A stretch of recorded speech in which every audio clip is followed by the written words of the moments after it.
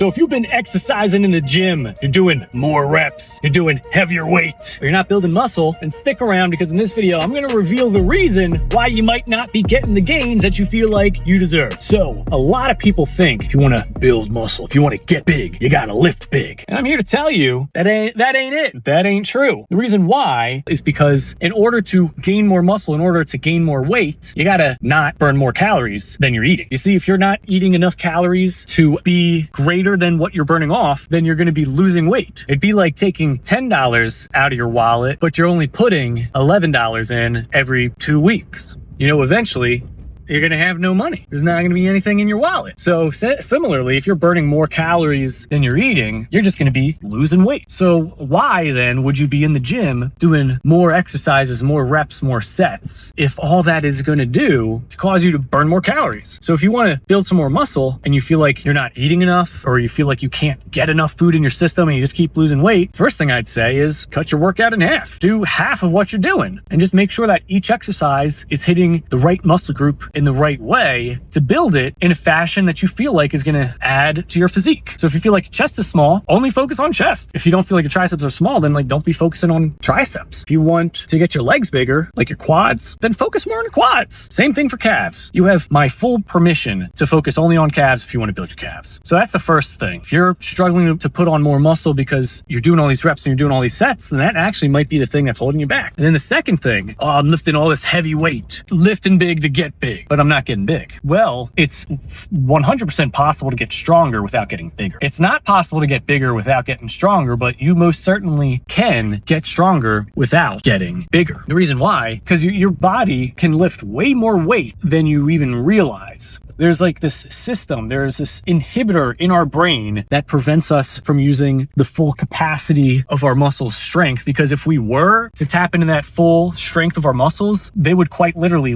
rip off the bone. They're so strong. So when you're lifting stronger, all the body is doing is just saying hey, let's just tap into this more untapped potential. What it's not doing is saying, hey, let's build more muscle, because more muscle means your body's gonna be using more energy. And the body's always trying to be efficient. It'd be like a boss who is saying, we got to produce more work. It's like, if he already has workers and a lot of them are slacking, the boss would much rather get the slackers to pick up the pace instead of just hire more workers. So if your muscles can just recruit more of the muscle that's already there, it's not going to say, hey, let's build more of it. So what do you do then if you're not doing all these crazy sets, you're not doing all these crazy exercises? What do you do then if you're not adding more weight onto the barbell, if you're not just adding more weight onto the cable curls? Well, think about it like this. If you want to build endurance, you work long. If you want to build strength, you lift heavier. If you want to build muscle, you be more intentional. So what I mean by that is you have to be aware of the muscle that you're moving and the muscle that you're flexing. Because a lot of people believe that, to build muscle, you got to break down muscle. And it's